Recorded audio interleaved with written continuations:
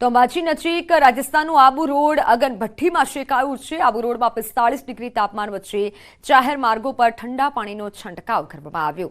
નગરપાલિકા દ્વારા કરાયેલા આયોજનની લોકોએ સરાહના કરી। શહેરમાં પાણીના છંટકાવથી ગરમીથી લોકોને આંશિક રાહત મળી।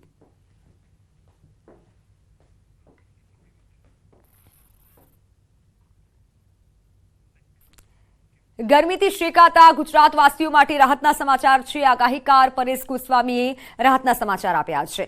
2 દિવસ બાદ ગુજરાતમાં આંશિક રાહત મળી શકે છે। આજે અને આવતીકાલે ગુજરાતમાં તાપમાન ઊંચું રહી શકે છે। 2 દિવસ ગુજરાતમાં માત્ર 1 ડિગ્રીનો ઘટાડો જોવા મળશે। 2 અઠવાડિયાની સરખામણીએ 1 ડિગ્રીનો ઘટાડો જોવા મળી શકે છે અને 26 મેથી તાપમાનમાં ભારે ઘટાડો જોવા મળશે। તો 26 થી 30 મે સુધી 4 થી 5 ડિગ્રીનો ઘટાડો જોવા મળી શકે છે।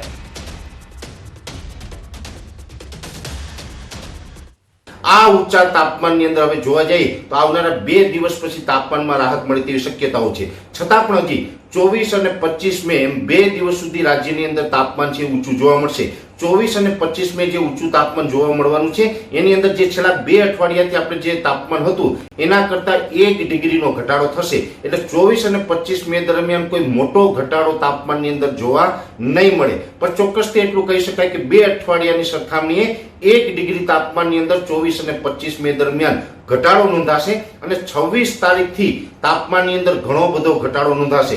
26 તારીખથી લઈને 30 મે 2024 નું જે આ રાઉન્ડ છે એ સમયગાળા દરમિયાન તાપમાનની અંદર 4 થી લઈને 5 ડિગ્રીનો ઘટાડો નોંધાય તેવી શક્યતાઓ છે।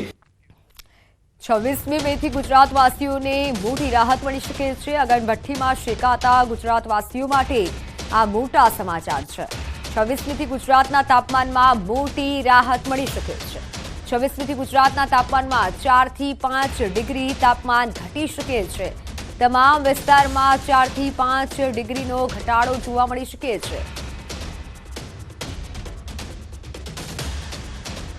26 તારીખથી આપણે ઘણી બધી રાહત મળશે અને 26 થી લઈને 30 તારીખ દરમિયાન જે છેલ્લા 2 અઠવાડિયાની અંદર જે તાપમાન હતું એ તાપમાનની અંદર 4 થી 5 ડિગ્રીનો ઘટાડો થાય, આવા એક મોટા રાહતના સમાચાર ગણી શકાય। અને ખાસ કરી અને અલગ અલગ વિસ્તારોની અંદર જે તાપમાન હતું, જે વિસ્તારની અંદર જે તાપમાન હશે તમામ વિસ્તારોની અંદર 4 થી 5 ડિગ્રીનો ઘટાડો છે એ આપણે 26 મે 2024 થી જોવા મળે તેવી શક્યતાઓ છે। તો ચોમાસા અંગે અંબાલાલ પટેલે મોટી આગાહી વ્યક્ત કરી છે અને તેમના માટે ચોમાસું આગળ વધી રહ્યું છે। મે અંત જૂન પ્રારંભમાં અરબ સાગરમાં હલચલ જોવા મળી શકે છે।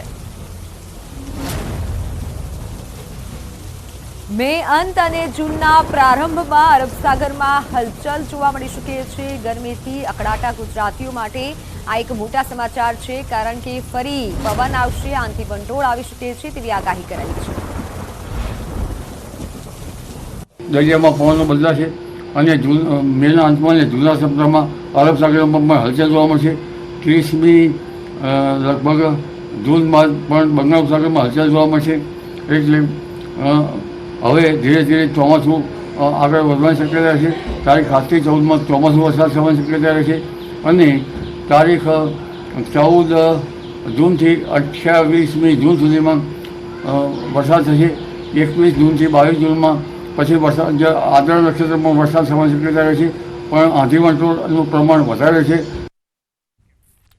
જૂનમાં ફરી આંધી વંટોળ અને ગાજવીજ સાથે વરસાદ થઈ શકે છે।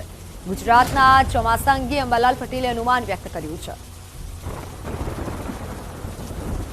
જ્યારે જુલાઈ ઓગસ્ટમાં પણ વરસાદ થવાની શક્યતા રહે છે, તેમાં ભેજ વધારે છે અને દેશ સહિત ઘણી ભાગમાં પૂર આવવાની શક્યતા રહે છે। જ્યારે ગુજરાતના ભાગોમાં પણ મધ્યપ્રદેશના ભાગોમાંથી થતા વરસાદના કારણે નર્મદા નદીનું જળસ્તર વધે, સાબરમતી નદીનું જળસ્તર વધે અને તાપી નદીનું જળસ્તર વધે। આંધી વંટોળ સાથે 4 જૂન સુધીમાં દક્ષિણ ગુજરાતના ભાગો, આહવાના વરસાદના ભાગો, સુરતના ભાગો, દક્ષિણ સૌરાષ્ટ્રના ભાગમાં વરસાદ થવાની શક્યતા છે। ગુજરાતના અન્ય ભાગમાં વાદળવાયુ સાથે કોઈ ભાગમાં વરસાદ થવાની શક્યતા રહે છે। પ્રી મોન્સૂનની એક્ટિવિટી થશે, પરંતુ વિન્ડ ગસ્ટ આંચકાના પવન વધુ રહેશે।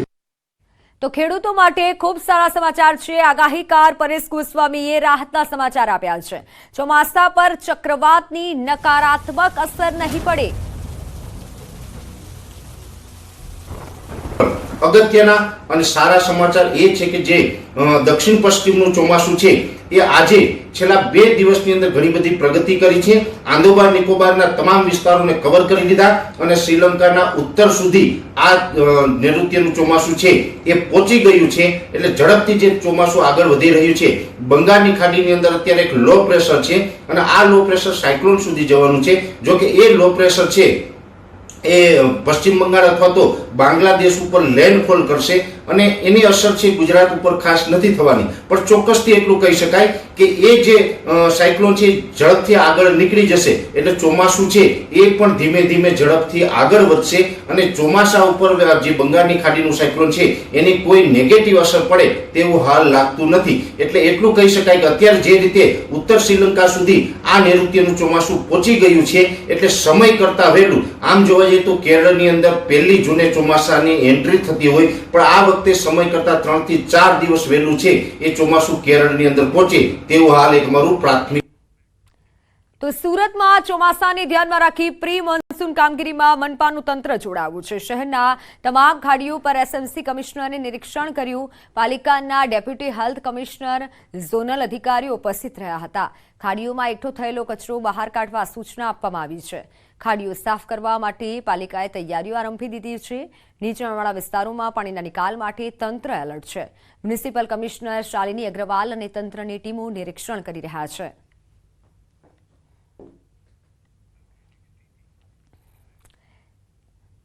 ચારધામ યાત્રાને લઈને પ્રવાસન વિભાગે માર્ગદર્શિકા જાહેર કરી છે. પ્રવાસન વિભાગના સચિવ અને ટૂર ઓપરેટરની બેઠકમાં ચારધામના યાત્રાળુઓ માટે મહત્વપૂર્ણ નિર્ણય લેવાયા છે. યાત્રાળુઓને ફરજિયાત નોંધણી કરવી પડશે. નક્કી કરેલી સમય મર્યાદામાં યાત્રાળુઓએ પ્રવાસ પૂર્ણ કરવાનો રહેશે. યાત્રાળુઓની નોંધણી અંગે ટૂર ઓપરેટરે ખાતરી કરવી પડશે. ટૂર ઓપરેટર્સે ઉત્તરાખંડ સરકારની માર્ગદર્શિકાનું પાલન કરવું પડશે.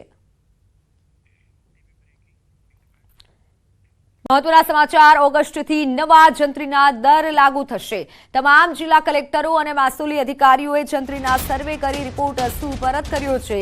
ફેબ્રુઆરીમાં રાજ્ય સરકારે જંત્રીના દરોમાં બમણો વધારો કર્યો હતો. આ વધારા બાદ રાજ્યના મહેસૂલ વિભાગે સર્વેની કામગીરી કરી હતી અને ઓગસ્ટ સુધીમાં સુધારેલા નવા જંત્રીના દરો લાગુ કરવામાં આવશે. રાજ્યના તમામ મહાનગરો સહિત આ નવા જંત્રીના દરો લાગુ પાડવાના પરિણામે રિયલ એસ્ટેટ ક્ષેત્રમાં બજાર ભાવમાં મોટો ઉછાળો આવી શકે તેમ છે. ગ્રામ્ય વિસ્તારમાં જંત્રીના ઘરો ઘટી તેમ શકે છે. એટલે કે લોકસભાની ચૂંટણી પૂર્ણ થયા પછી જંત્રી વધારાનો મોટો ઝટકો પ્રજાને આવી શકે છે.